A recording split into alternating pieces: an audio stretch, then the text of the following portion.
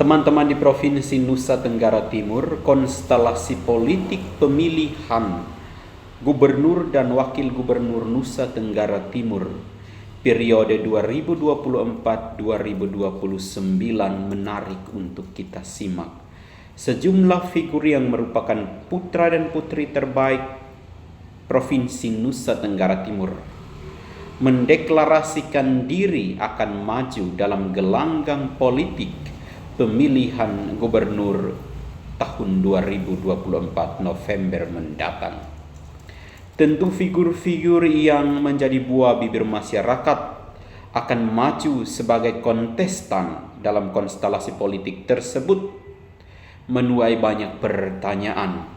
Karena seperti yang kita tahu bersama bahwa pesta demokrasi pemilihan gubernur dan wakil gubernur Nusa Tenggara Timur yang akan diselenggarakan di bulan November nanti. Persyaratan pertama yang kemudian jika Anda ingin maju mencalonkan diri selain dari jalur independen adalah memiliki kendaraan politik, yaitu partai politik. Nah teman-teman, kali ini saya ajak kita untuk kemudian membahas salah satu isu hangat yang mulai bergulir di Provinsi Nusa Tenggara Timur, yaitu tentang siapa kader PDI Perjuangan Provinsi Nusa Tenggara Timur yang akan diorbitkan menjadi kontestan dalam konstelasi politik pemilihan Gubernur Nusa Tenggara Timur periode 2024-2029. Seperti yang kita tahu bersama bahwa kader-kader PDI Perjuangan di Provinsi Nusa Tenggara Timur merupakan bintangnya Provinsi NTT, di mana di konstelasi politik pemilihan Gubernur Nusa Tenggara Timur tahun ini PDI Perjuangan Provinsi NTT bertabur bintang. Bagaimana tidak? Sebut saja seperti nama besar Hugo Pereira. Siapa yang tidak kenal dengan Hugo Pereira?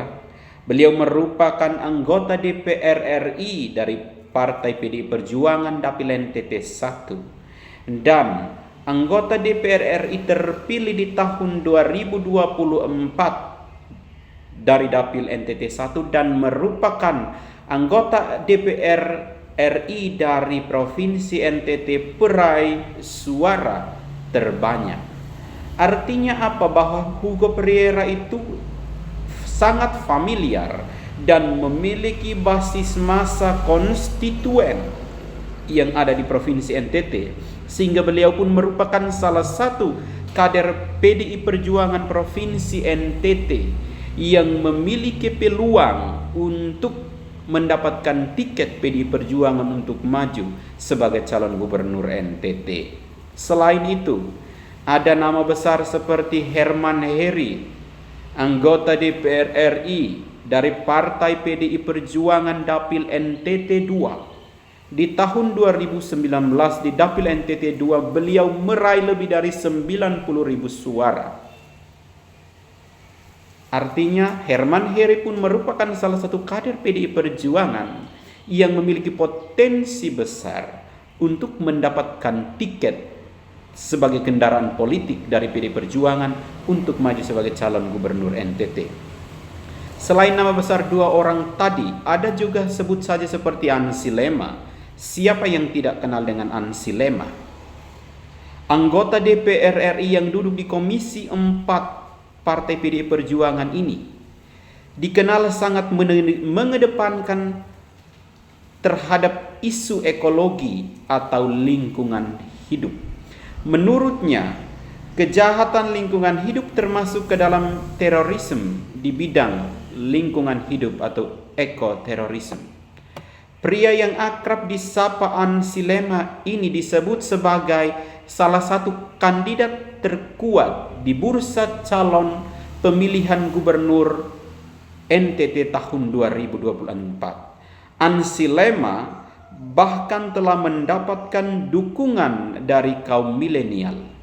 Ansi Lema adalah satu yang terbaik dari hampir sebuah nama besar kader PDI Perjuangan yang beredar.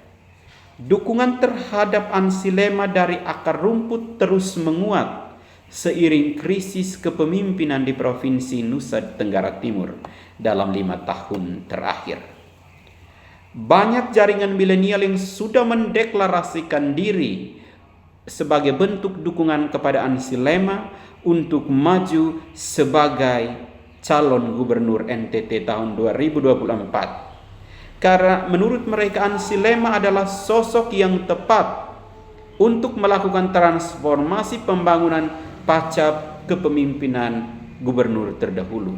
Selain mendapatkan banyak dukungan dari rakyat NTT untuk maju, kendaraan politik yang seperti saya katakan tadi bahwa beliau adalah kader PDI Perjuangan tentu akan menjadi pertimbangan partai PDI Perjuangan, terutama oleh DPP untuk kemudian memutuskan apakah elektabilitas eksistensi yang dimiliki oleh Ansi Lema berdasarkan kinerja beliau dan juga nama besar beliau yang dikenal di hampir seantero masyarakat Nusa Tenggara Timur menjadikan dia figur yang tepat untuk kemudian diberikan amanah oleh DPP PDI Perjuangan untuk maju sebagai calon gubernur Nusa Tenggara Timur. Selain nama besar Ansi Lema, ada ketua DPW PDI Perjuangan atau ketua DPP PDI Perjuangan Nusa Tenggara Timur, Ibu Emi Nomleni. Siapa yang tidak kenal dengan Ibu Emi Nomleni? Figur ketokohan beliau itu cukup mumpuni dan cukup kemudian dikenal oleh masyarakat Nusa Tenggara Timur. Bagaimana tidak? Beliau menjabat sebagai anggota DPRD Provinsi Nusa Tenggara Timur hampir 4 periode.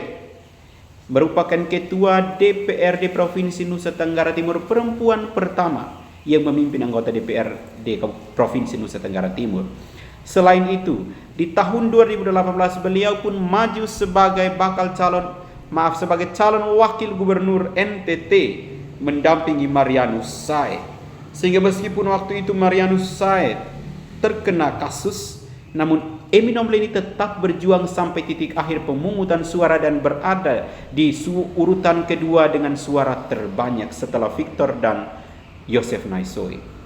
Artinya apa? Ketokohan Ibu Emi Nomleni dan juga merupakan ketua DPP PDI Perjuangan Provinsi Nusa Tenggara Timur cukup diperhitungkan untuk kemudian diberikan tiket untuk maju sebagai calon gubernur NTT. Apalagi ditambah bahwa Ibu Emi Nomleni juga sudah mendaftarkan diri di beberapa parpol seperti PAN, PKB, PDI Perjuangan sendiri. Meskipun beliau adalah ketua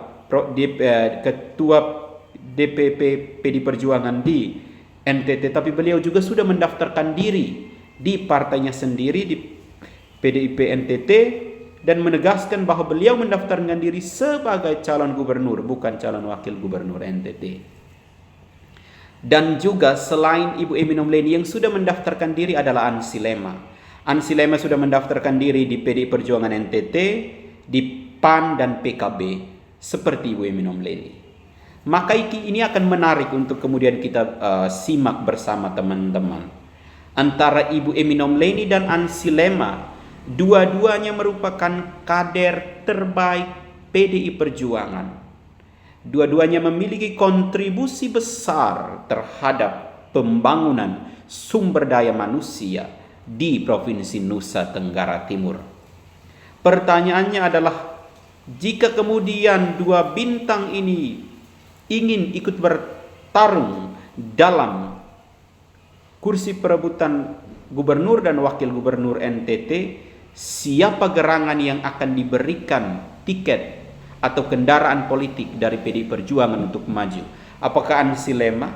Apakah ketua DPP-nya PDIP NTT itu Emi Nomleni? Semuanya tergantung Ibu Megawati Soekarno Putri. Namun menurut teman-teman, siapa yang lebih layak untuk maju? Dua-duanya merupakan putra dan putri terbaik, tapi apakah tiket PDI Perjuangan akan jatuh kepada Ansi Lema atau Emi Nomleni? Karena dua-duanya merupakan figur dengan elektabilitas terkuat untuk dan berpotensi merebut kursi Gubernur NTT tahun 2024. Teman-teman silahkan berkomentar siapa yang terbaik dari PDI Perjuangan NTT untuk melayani NTT sebagai gubernur 5 tahun ke depan. Silahkan Anda berkomentar.